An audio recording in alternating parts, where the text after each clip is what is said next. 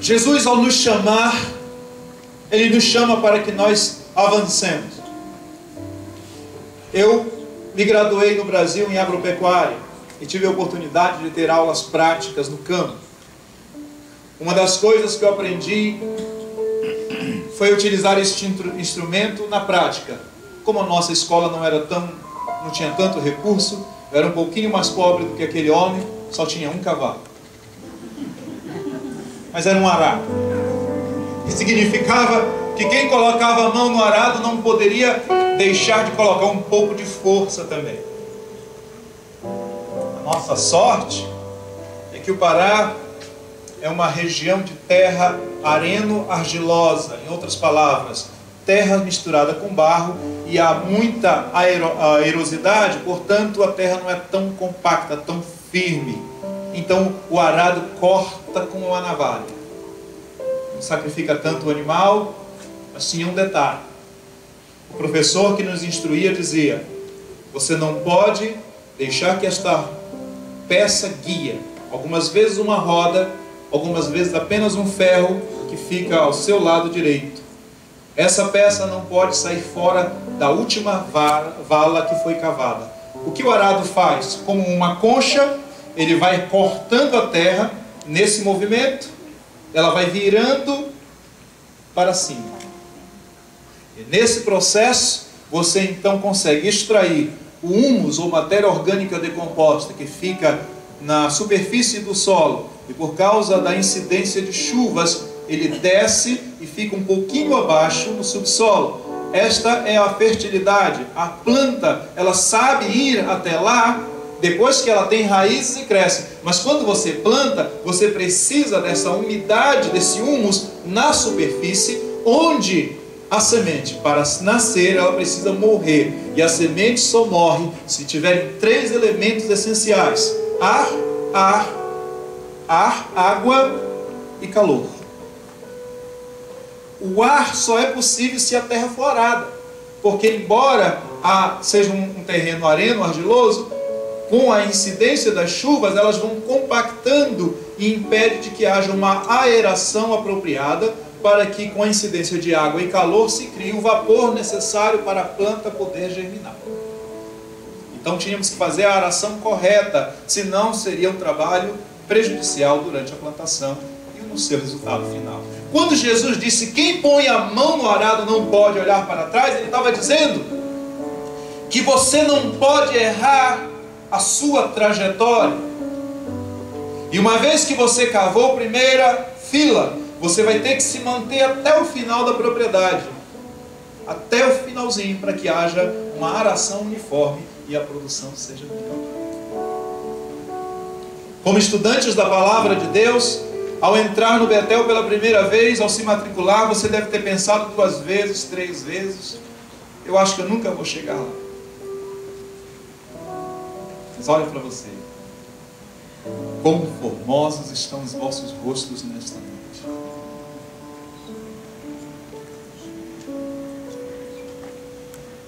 Os desafios diante de nós não são poucos.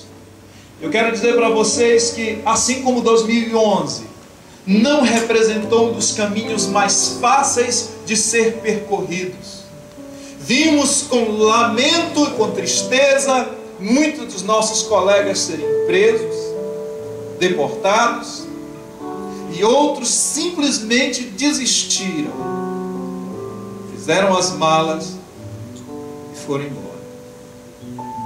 Mas olha para o seu colega que está ao seu lado, diga para ele: estou aqui. Continua aqui. Eu continuo aqui. Ninguém que lança a mão do arado, ao pegar a Bíblia pela primeira vez e decidir ler, você inicia uma jornada sem fim. Mas quando você se matricula numa escola teológica, você inicia um ministério sem fim. Você assume um compromisso novo. Nós emprestamos uma frase da Marinha Americana, do US Navy, que dizia assim: The Marines, aqui você não preenche uma ficha de aplicação. Aqui você assina termo de compromisso. Não é com o Betel o seu termo de compromisso. Seu termo de compromisso é com você. Você diz: eu vou caminhar, eu vou botar a mão neste arado e eu irei até o fim.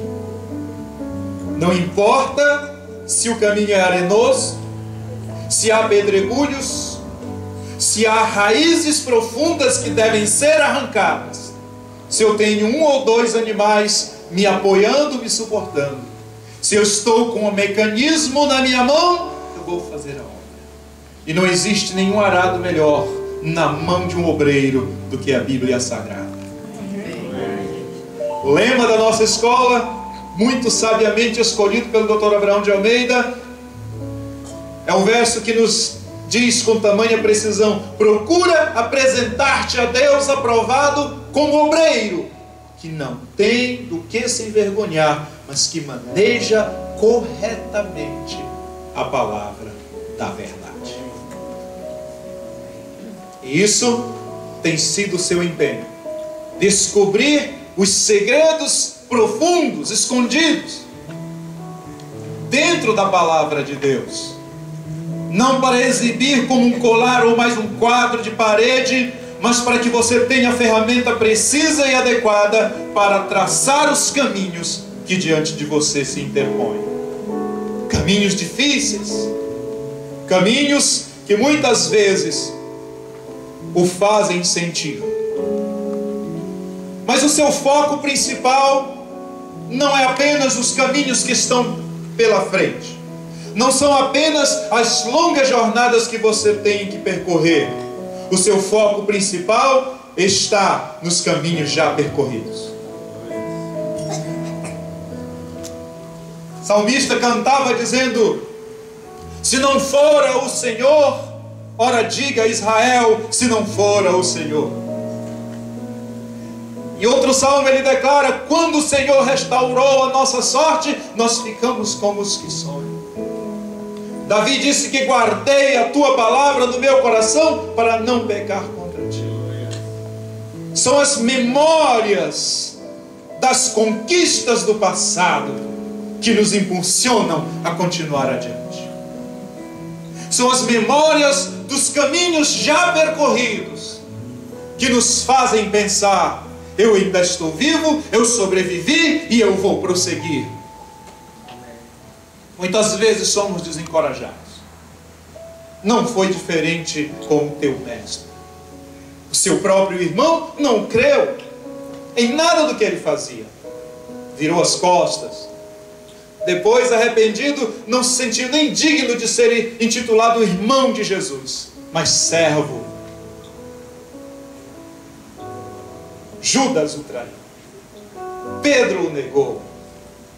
Todos os discípulos lhe abandonaram. Ninguém estava com ele no seu momento mais crucial.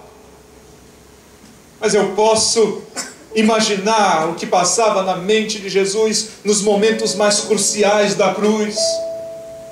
Ele deve lembrar do sorriso de alegria no rosto da viúva de Naim, depois que ele entrega o seu filho. Ele pode imaginar naquele momento de agonia, e ele lembra daquela criança morta, e que ele declara para que ela se levante, e a primeira coisa que ele diz: dá a ela de comer.